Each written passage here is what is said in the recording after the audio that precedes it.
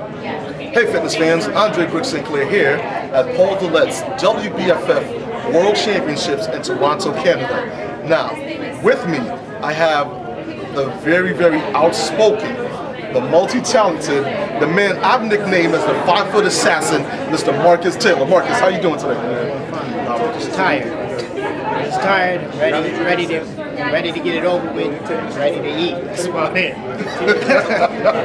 Okay, now, on a lot of your Facebook pages, some of your blogs out there, you know, you're known as the man of very few words, but a man of action. And you know, you posted out a couple of videos. You're doing some very, very heavyweight, and you're issuing not really threats, but warnings to people, telling them, you know, Marcus Taylor is coming. So now, Marcus Taylor is here. What do you have to say to the people out there? Well, what you're about to get ready to see is the first bodybuilder with a 23-inch waist on stage, and nice and full. You know, about to get ready to bring the classic look back. So, I mean, I've been working hard, so I'm just decided to basically display, you know, what I've been working hard for. And, you know, the show right now today, tomorrow's show is very personal. Back home, we're running a benefit for my auntie for breast cancer. So since I can't be there, I'm going to actually, you know, definitely dedicate my posing routine and represent her here.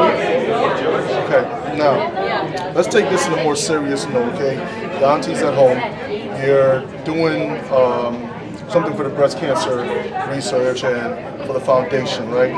And obviously, you're using that for your motivation. Now, I'm speaking to you, I'm watching you get a little choked up, and, you know, I appreciate that. But what's going on back home that is starting to affect your aunt? Well, my aunt, you know, was diagnosed with cancer, breast cancer, in 1988. We, you know, celebrating her life because she passed away in 2004. She fought a long time with breast cancer, and right now we're just representing her strength right now. And the reason why, you know, I'm doing what I'm doing is to represent the fight and the strength that these women have. You'll never see pretty much a bodybuilder representing breast cancer, you know, because you always see a nice, strong man. And I just want to represent and show how strong these women are.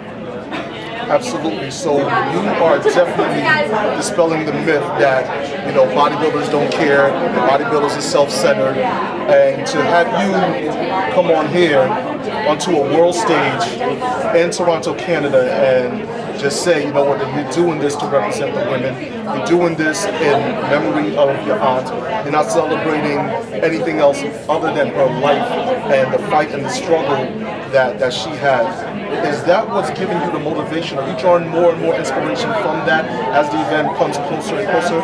Definitely. I mean, for the past couple of days, I know that it pretty much hasn't been me that's been getting through workouts, that's been getting through the diets. I mean, basically, when I decided to take this whole event, I've been kind of emotional. There's not a day since Monday that I've started working on a posing routine. And there hasn't been a day that since Monday I haven't broke out in tears from the posing routine. So, I mean, definitely it's not me. It's something personal, and I'm just happy to allow my aunt's spirit to move through me and show the world her strength. Okay.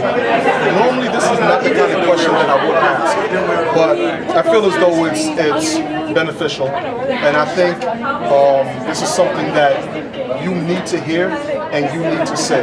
So if you can have one last conversation with your aunt, if you could tell her one more thing, because you know she's listening, what would you like to say to her? I'd like to just tell her thank you. Thank you for everything you do. Thank you for treating me like your own. And thank you for making me the man that I am today. All right, now Marcus, let me, you know what I mean? Because I don't want you to break down, my man. You know what I'm saying? You know I can't have that, right? No doubt. I can't have that. But Marcus, let me ask you a different question, my man. And that is, over the years, you've competed in various organizations. You've had you know, your own opinions of those organizations and the way you were treated. What is it about the WBFF that when you stepped onto the stage that you decided this is where I want to compete? The WBFF, they show they care about this. They care about the athletes.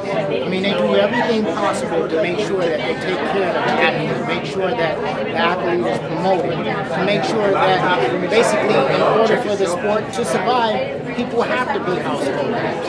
And that's what WBFF is doing right now. I'm glad to be a part of the movement, and I'm glad that I'm honored that Paul has seen faith in me to basically allow me to be an athlete. I like that. Okay, now, I need the 5-foot assassin to come back. I need Marcus Taylor to take a back seat, right? And what I want to know right now, from the 5-foot assassin, I want you to look directly into that camera, right? And I want you to say from your heart how you feel about your competition as you step on stage. Well, how I feel about my competition, Monday I went to the doctors. Got calibrated, underwater calibrated.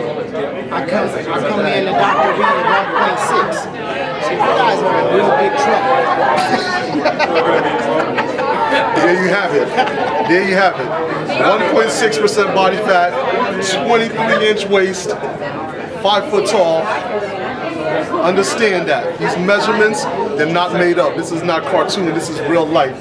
Ladies, save some of that, save some of that, save some of that, save some of that, save some of that. Ladies and gentlemen, thank you very much. We have been listening to Andre Brick Sinclair and Mr. Marcus Taylor. We are here at the WBFF World Championships in Toronto, Canada. We'll see you soon. That's what's up, dude. Appreciate you. I'm sorry.